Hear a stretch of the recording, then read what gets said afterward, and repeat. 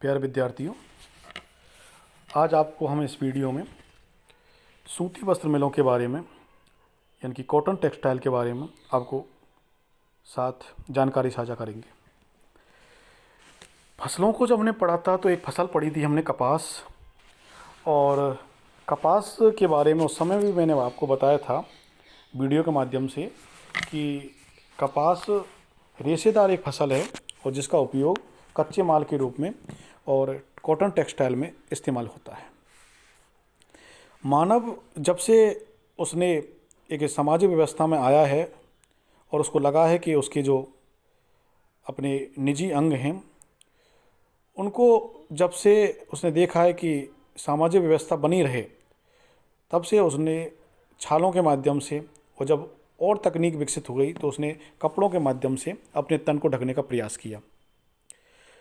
और तन को ढकने में सबसे आगे जो हम देखते हैं, चाहे वो सूती, ऊनी अथवा अन्य कपड़ों के बारे में, तो उसमें सूती वस्त्र मिल से निर्मित जो कपड़े थे, चाहे वो उस समय कुटीर उद्योग के माध्यम से या हस्त निर्मित कैसे भी हुए हैं, सूती वस्त्र उद्योग का इसलिए किसी भी देश के योगदान में और विशेष रूप से भारत के योगदान में एक महत्वपूर्ण है। भारत में, और यदि हम इंडस्ट्री की शुरुआत की बात करें तो सूती वस्त्र उद्योग एक प्राथमिकता वाला और पूर्व का समझा जाने वाला एक उद्योग है। सूती वस्त्र उद्योग की ज़्यादातर जो मिलें हैं वो हालांकि संपूर्ण भारत में हैं, लेकिन जो सूती वस्त्र की जो डिमांड है वो ज़्यादातर वर्ष भर जो डिमांड रहती है वो दक्षिणी भारत में रहती है। उसके पीछे कारण है कि जलवायुगत विषमता। उत्तर भारत में शीतकालीन मौसम में और ऊनी वस्त्र की डिमांड बढ़ जाती है, जबकि दक्षिणी भारत में या प्रायद्वीपीय भारत में हम देखते हैं कि समुद्री जलवायु की वजह से तापमान में ज़्यादा गिरावट नहीं हो पाती है और लगभग 20 से 25 डिग्री सेल्सियस तापमान बना रहता है। इसलिए दक्षिणी भारत में या प्रायद्वीपीय भारत में सूती वस्त्र की जो मांग है या डिमांड है वो बहुत अधिक है। तो आइए सूती वस्त्र उद्योग के बारे में हम चर्चा करें कि किस प्रकार इसका उत्पादन संभव हुआ, और कुटीर उद्योग से लेकर के और आज बड़ी बड़ी मिलों के रूप में ये हमारे सामने है। और देश के राष्ट्रीय विकास में, और राष्ट्रीय विकास ही नहीं बल्कि अंतर्राष्ट्रीय स्तर पर भी व्यापार होता है, अंतर्राष्ट्रीय व्यापार होता है, और अपने देश के राष्ट्रीय आय में और विदेशी जो मुद्रा है उसकी आवक अथवा आकर्षण का केंद्र भी है। भारत दुनिया में सूती वस्त्र मिल के रूप में या सूती वस्त्र उद्योग के रूप में जाना जाता है, और हम ये देखते हैं कि सिंधु घाटी सभ्यता में और वेदों में भी सूती वस्त्रों के निर्माण के बारे में भी चर्चा है। तो हम देखते हैं सिंधु घाटी जो सभ्यता है और वेदों में भी सूती वस्त्र की चर्चा की गई है। और भारत के, जैसे कि आप इसे मानचित्र में देख रहे हैं, इस मानचित्र में आपको कोई भी जगह ऐसी नहीं दिख रही है कि वहाँ खाली हो। तो ज़्यादातर पूरे भारत में हमें देखते हैं कि छोटे या अथवा बड़े और सूती वस्त्र उत्पादन के केंद्र हैं। तो इस प्रकार ये देखा जा सकता है कि सूती वस्त्र उद्योग को हम किसी राज्य विशेष की सीमाओं में और बांध नहीं सकते, क्योंकि ये प्रत्येक व्यक्ति के वस्त्र की पहुंच तक और एक माध्यम है जो उसको जो सर्दी, गर्मी, बरसात आदि से और सुरक्षा भी प्रदान करता है। भारत में आधुनिक स्वरूप के जो सूती वस्त्र थे का कारखाना था वो 1818 में और कोलकाता के समीप फोर्ट ग्लॉस्टर में की गई। ये सबसे पहले जो शुरुआत हुई थी 1818 में और कोलकाता से की गई थी भारत में इसकी शुरुआत। और जो महत्वपूर्ण जो प्रथम प्रयास था वो मुंबई में हुआ और 1854 में हुआ, ये 1854 में, और कावाजी टावर द्वारा एक इंडस्ट्री स्थापित की गई, मिल स्थापित की गई सूती वस्त्र की। तब से ये निरंतर रूप से तरक्की कर रहा है। सूती वस्त्र उद्योग कहाँ लगाया जाए, जैसा कि हमने इससे पूर्व के वीडियो में और आयरन और स्टील प्लांट के बारे में पढ़ा था कि उसके कुछ स्थानीयकरण के कारण थे, लेकिन सूती वस्त्र उद्योग की स्थापना के संदर्भ में हम देखें तो सूती वस्त्र उद्योग एक तरह से सुलभ प्रकार का, या कहें कि 100% और इसमें जो कच्चा माल है वही निर्मित माल रहता है, यानी जितना कच्चा माल है उतना ही निर्मित माल रहेगा। तो इसलिए यानी आपके पास जितनी कपास है कच्चा माल के रूप में उतने ही कपड़े बनेंगे। तो इसलिए ये 100% सुलभता वाला उद्योग है। तो इसमें ये देखा नहीं जाता है कि कच्चा माल कहाँ से मंगाना है। तो या तो हमें खेतों के आसपास यदि हम सूती वस्त्र मिल लगाते हैं तो हमें माल तो तुरंत वहीं की वहीं मिल जाएगा, लेकिन हमें निर्मित माल को लेकर के और मार्केट तक वहाँ जाना होगा, तो वो ट्रांसपोर्टेशन कॉस्ट बढ़ जाएगी जो ज़्यादा महंगी होगी निर्मित माल को लेकर के, उसकी देख रेख भी में भारी पड़ेगी। तो आवश्यकता इस बात की है, जब माल में छीजत ही नहीं होती है तो क्यों ना सूती वस्त्र मिलों को और मार्केट में लगाया जाए और कच्चा माल जहाँ से रॉ मटेरियल है, कच्चा माल है, कॉटन है, वो खेतों अथवा फसल वाले क्षेत्रों से मंगा लिया जाए। तो प्राय इसी जो तकनीक है या तरीका है उसका इस्तेमाल उद्यमी लोग करते हैं। तो ज़्यादातर जो सूती वस्त्र की मिलें या अभी अधिकतम वो मार्केट में लगी हुई हैं। आज आप देखिए इन शहरों को आप देखें तो ये सब शहरों के नाम हैं, ना कि किसी गांव का नाम कि जहाँ पर वो कच्चा माल अथवा कपास पैदा होता है। चाहे वो गंगानगर मुरादाबाद हो, चाहे आपका अलीगढ़ हो, आगरा हो, कानपुर हो, भीलवाड़ा, ब्यावर, पाली, उज्जैन, देवास, सूरत, बड़ौदा, पुणे, मुंबई, सोलापुर, कोल्हापुर, हुबली, बेंगलोर, मैसूर, तंजावुर, सलेम आदि ये सब शहर हैं। इसका मतलब कच्चा माल को और शहरों तक ला करके इन मार्केट तक ला करके, और मार्केट में चूँकि पूंजी भी है और तकनीक भी है, सस्ता श्रम भी है और सबसे महत्वपूर्ण बात है ट्रांसपोर्टेशन, परिवहन के साधन। किसी भी इंडस्ट्री के लिए जो आवश्यक है वो है ट्रांसपोर्टेशन कॉस्ट। ट्रांसपोर्टेशन कॉस्ट ज़्यादा नहीं होनी चाहिए, नहीं जो प्रोडक्ट है वो मार्केट में महंगा हो जाएगा और उसके ख़रीदार अथवा उसके डिमांड में कमी हो जाएगी। अब हम देखते हैं कि भारत में जो सूती वस्त्र मिल है वो कहाँ कहाँ किन किन राज्यों में है। तो सबसे पहले हम लेते हैं महाराष्ट्र।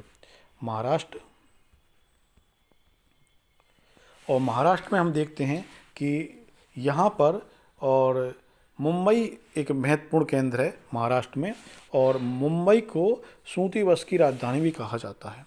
ये कई बार प्रतियोगिता परीक्षाओं में पूछ लिया जाता है कि कॉटन पॉलिश ऑफ इंडिया कौन है, भारत की सूती वस्त्र की राजधानी, तो वो है मुंबई।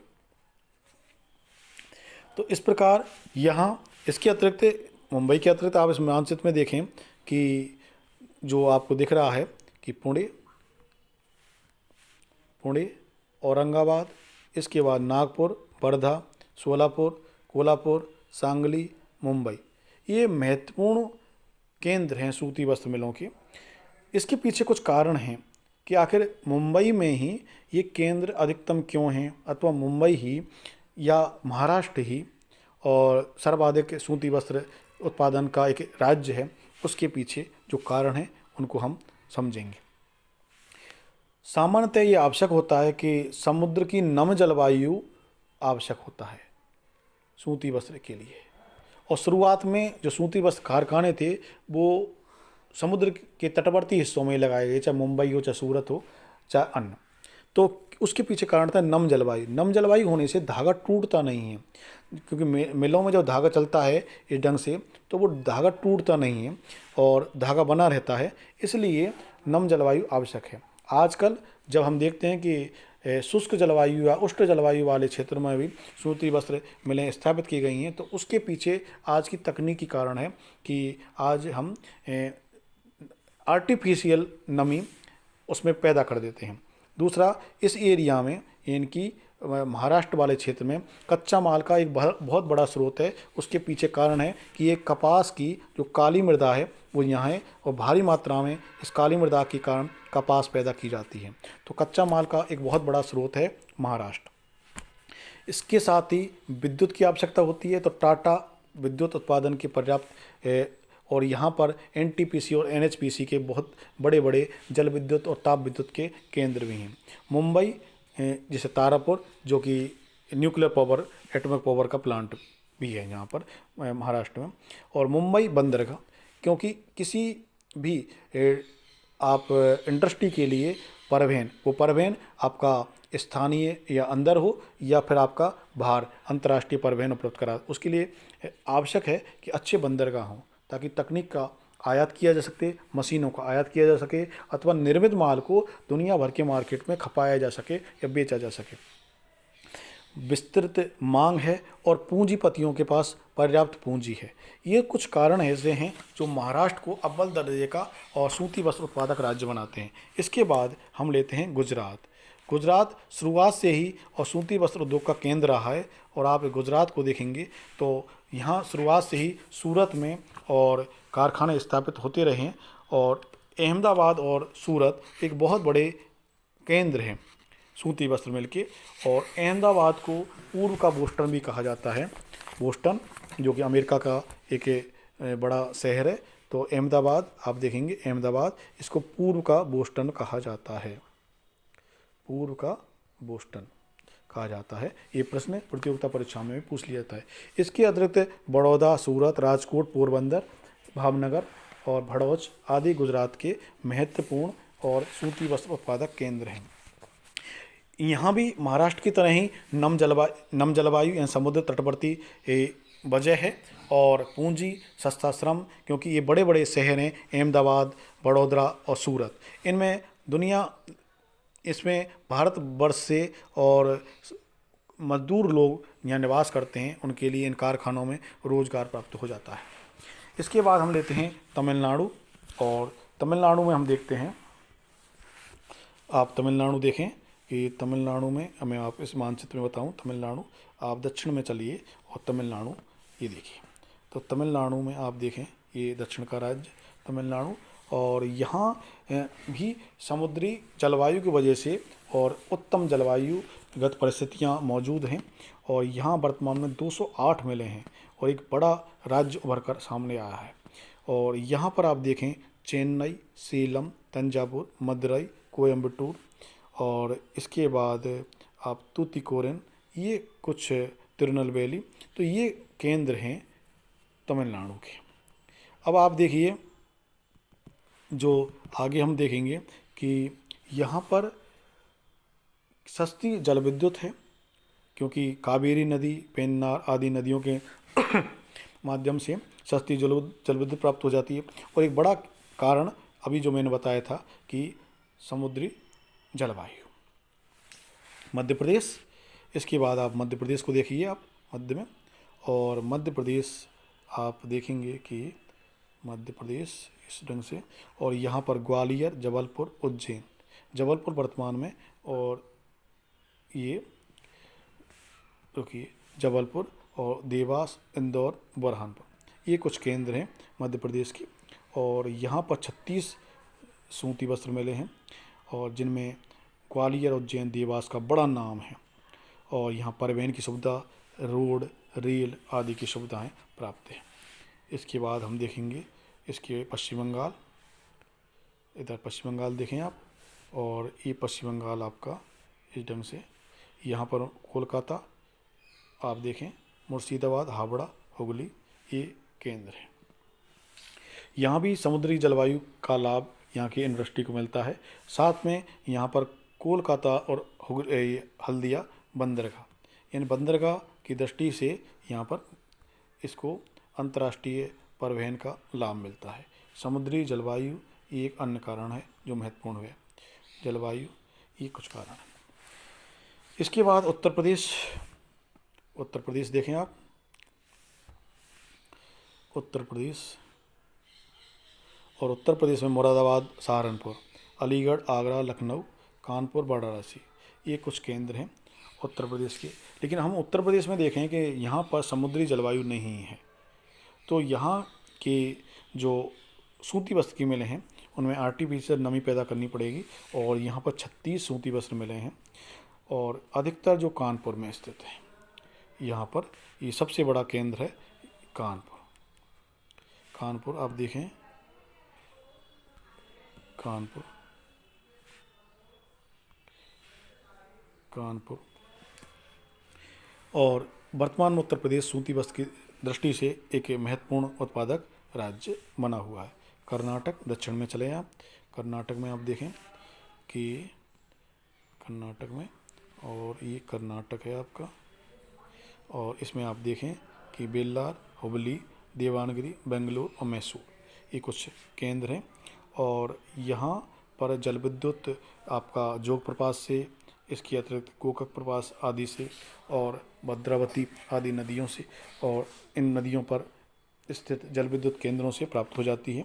और साथ में ही समुद्र तटवर्ती जलवायु की वजह से भी, और यहाँ पर सूती वस्त्र उद्योगों को और एक स्थानीयकरण का कारण मिला हुआ है। इसके बाद देखते हैं आंध्र प्रदेश। और आंध्र प्रदेश में आप देखेंगे कि समुद्र तटवर्ती जलवायु तो है ही यहाँ पर, और यहाँ ये समुद्र तटवर्ती जलवायु है, लेकिन वारंगल, हैदराबाद ये तेलंगाना में है, गुंटूर, काकीनाडा, राजमुंद्री ये आपके आंध्र प्रदेश में है। तो बंदरगाह की उपलब्धता, समुद्र तटवर्ती जलवायु और कपास का जो काली मिट्टी का जो क्षेत्र है, कच्चे माल का यहाँ स्रोत भी उपलब्ध है।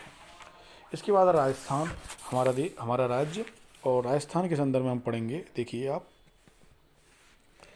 राजस्थान, तो राजस्थान में जो महत्वपूर्ण जो केंद्र है वो ब्यावर, और इसके बाद भीलवाड़ा, पाली और गंगानगर, ये कुछ केंद्र हैं महत्वपूर्ण। अब आप देखिए कि राजस्थान में जो सूती वस्त्र की स्थापना हुई थी वो ब्यावर से ही हुई थी, लेकिन वर्तमान में भीलवाड़ा में और सूती वस्त्र की मिलें बहुत अधिक हैं, इसलिए भीलवाड़ा को और टेक्सटाइल सिटी भी कहा जाता है। टेक्सटाइल सिटी के नाम से भी जाना जाता है भीलवाड़ा को। इस प्रकार हमने देखा कि विभिन्न राज्यों में, इन राज्यों के अतिरिक्त जो मैंने आपको इस वीडियो में बताया है, अन्य राज्यों में भी अल्प मात्रा में सूती वस्त्र का उत्पादन होता है, जैसे उड़ीसा में, हुगली, कटक आदि में। अब हम ये देखते हैं कि सूती वस्त्र का जो उत्पादन है वो पहले जहाँ 1947 में और 351 वर्ग मीटर कपड़े का निर्माण होता था, 1950-51 के आंकड़े में लूँ तो लगभग 420 करोड़ वर्ग मीटर कपड़ा हुआ था उत्पादित, और वो 2010 में जा कर के और 6254 वर्ग मीटर कपड़ा उत्पादित हुआ। यानी कि भारी मात्रा में गुणात्मक वृद्धि और भारत में स्थित सूती वस्त्र मिलों के द्वारा की गई है।